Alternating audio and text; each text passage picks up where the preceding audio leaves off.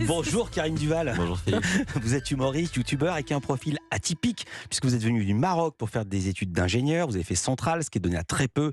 Vous menez votre carrière, mais vous avez également des idées pour les autres et pour le public. Car voici que revient pour la 3e année le bac philo des humoristes. Ce sera après-demain, mercredi 14 juin au Théâtre Libre à Paris et aussi en direct sur Culture Box à 20h30. C'est la chaîne Culture de France Télévisions. Le bac philo des humoristes. Racontez le principe, les modalités.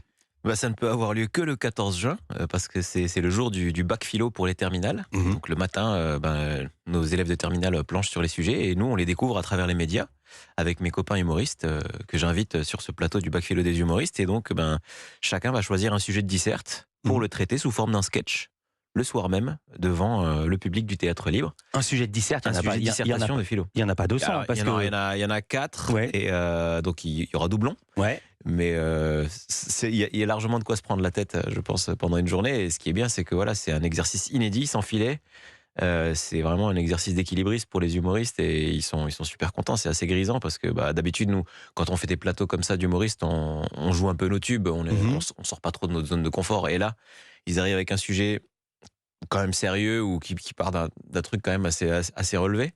Et puis avec des vannes neuves, donc ils sont vraiment eux-mêmes, ils sont à poil. Chacun va faire 7 à 8 minutes, ils sont 10 et que ça dure 1h30 de spectacle en gros. Comment se passe la logistique à partir du matin? Ils sont chez eux ou ils sont tous ensemble au théâtre? Non, ils sont où ils sont. Il y en a qui seront dans le train, il y en a qui seront chez eux. Ils sont bienvenus au théâtre parce que les loges du Théâtre Libre sont superbes. Et on s'écrit, je pense que ça va finir sur WhatsApp comme chaque année. Est-ce que ça peut être un gros call-cause de vannes avec tout le monde assis à la même table? On s'interdit rien. Je sais que les éditions précédentes, certains m'ont contacté, s'envoyaient des vannes en disant tiens, tu penses quoi de ça? Avant le spectacle, ils se lisaient leurs textes parce que il y a aucun moyen de tester devant un public. Donc tous les moyens sont bons. On peut tricher, on peut aller chercher sur Internet. Bien sûr. Mais bon, peu importe. Je veux dire, on va pas aller vérifier l'authenticité des citations, des références. Et puis l'idée, c'est de citer qui on veut. Et maintenant, il y a ChatGPT.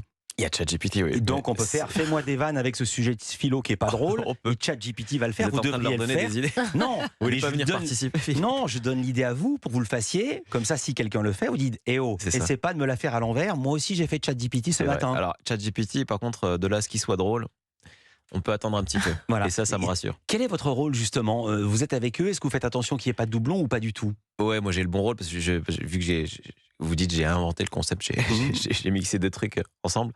Je suis MC, donc je présente et je vais me tenir à ce rôle-là, même si je pense qu'un jour j'adorerais le faire. Non, mais dans la journée vous faites quoi? Mais dans la journée, du coup, je leur parle, je coordonne un petit peu tout ça, je les bichonne. Bien sûr, s'il y en a, il peut y en avoir qui sèchent, donc je suis là pour les aider, les orienter. Mais qu'ils fassent pas tous la même vague. Il y en a une fois qui s'est habillé il a fait une conférence de presse de foot d'après-match avec le maillot de l'équipe de France. Ils sont 3 arrivés avec le maillot de l'équipe de France, on va pas se marrer. Non, on va pas se marrer. Wari Michan, il avait fait ça. Ouais. Et puis je leur donne la réplique aussi. Wari, j'avais été en coulisses et c'était moi qui faisais les voix des journalistes. Des journalistes. Le soir à 20h30, il y a un jury, il y a des notes ou seulement le public? Non, il n'y a pas de notes. C'est le public, la note, c'est le public et non, il n'y a pas de mention. Je l'ai dit, vous avez fait des études scientifiques, une prépa et ensuite l'école centrale. Vous entreteniez quel rapport avec les cours de philo de terminale? Comme beaucoup d'élèves de terminale, je crois que je suis passé à côté. C'est une année qui dure pas un an déjà. Ouais. Nous, en plus, on a eu des galères de profs. Le premier, il s'est fait virer. Donc, on a dû faire 4 mois de philo avec l'ambiance de fin d'année où, quand ça sent la fin, on est alors soit on fait rien, soit il faut vite terminer le programme. Donc, on bâcle tout. Puis, on a 18 ans, on est un peu naïf, on est un peu scolaire. Et aujourd'hui, quel rapport vous entretenez avec la philo? Vous lisez Kant et Spinoza parfois? Pas pour autant. Non. Mais non, si, forcément, on a un peu l'impression, la sensation de la pratiquer un peu plus. On mûrit, on va dire. Mais j'ai pas une légitimité spécifique à faire de la philo. Vraiment, je vais pas venir crier ma culture parce que je n'en ai pas. On n'a pas encore parlé du casting. Qui seront les candidats? Vous les avez en tête? Moi, je les ai notés. Alors, il y a Jérémy Crédville, Nicole Ferroni, Christine Béroux, les Coquettes, Yann Marguet, Ahmed Sparrow, Johan Mettet, Cécile Marx, bien sûr, j'ai un trou de mémoire. Moi, j'avais noté aussi Yann Marguet, Laura Demange, Oldelaf. Alors, Laura Demange ne sera pas parmi nous, malheureusement. Voilà. Oldelaf, évidemment. Alex Vizorek, qui était cité dans certains papiers, et d'autres non. Non, pas cette année. Mais je ne désespère pas de le faire venir. Pourquoi une diffusion sur Culture Box et non pas seulement sur votre chaîne YouTube? Bon, parce que c'est chouette quand même. Moi je suis pour, mais c'est eux qui sont venus vous chercher. Je veux dire, pourquoi je pense à ça. Ils C'est sont que venus l'année Culture dernière, Box, ils ont été séduits par le concept. Michel Field s'en occupe énormément et lui-même agrégé de philosophie et ancien prof. Mais c'est pareil, on l'invitera un jour. Là, il est occupé avec Alex Vizorek à faire d'autres trucs. Mais j'espère qu'il viendra. J'espère qu'on arrivera à pérenniser le concept. Mais en tout cas, le travail avec Culture Box se passe super bien là. C'est du live. C'est du live. On va entendre un extrait quand même, qu'on se marre, parce que là on parle très sérieusement de quelque chose qui ne l'est pas. C'était la première édition, on était en 2021. Cette année-là, c'était l'humoriste Haroun qui avait choisi de traiter la question: discuter, est-ce renoncer à la violence? On va entendre sa réponse, enfin un extrait de sa réponse. C'est pour pallier à cette violence qu'on communique avec l'autre. Mais l'autre, déjà, c'est la violence. Donc j'en suis arrivé à la conclusion qu'on discute selon ça parce qu'il y a de la violence entre nous, et on discute pour empêcher la violence, pour qu'il n'y ait plus de violence et donc on puisse plus discuter. Donc en fait on discute pour arrêter de discuter. Et on n'y arrive pas.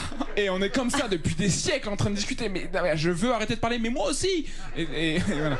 Et on est dans et on est en boucle comme ça en train de parler. Et on parle beaucoup trop. Et pour regarder Twitter, on parle beaucoup trop. Vraiment, c'est impressionnant. Et parfois aussi, tu parles mais tu sais que ça va arriver à la violence, parce que la discussion se transforme et forcément à la fin c'est violent. Et, exemple, les CRS avec les manifestations des Gilets jaunes, et les Gilets jaunes qui manifestent, les CRS ils font arrêtez.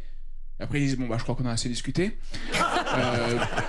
On balance les LBD, tu vois, direct. Mais oui, mais tu vois. C'est quand même c'est formidable, non? Ouais, c'est formidable. Et puis voilà, on a assez discuté. Ouais, c'est ça. Vous voulez que je vous dise, Karim Duval? Je crois qu'on a assez discuté. Merci beaucoup. C'est à voir 20h30 après-demain, mercredi sur Culture Box. Ou alors on peut aller au Théâtre Libre. Il reste encore des places. C'est pas très cher les places. 13,80 €, c'est pas foufou. Ça dépend où vous êtes placé, mais oui, il y a de la place. Il vous placera bien. Le bac philo des humoristes. C'était un grand plaisir que de vous recevoir pour une première dans Culture Média. Merci Philippe. Bonne soirée à vous.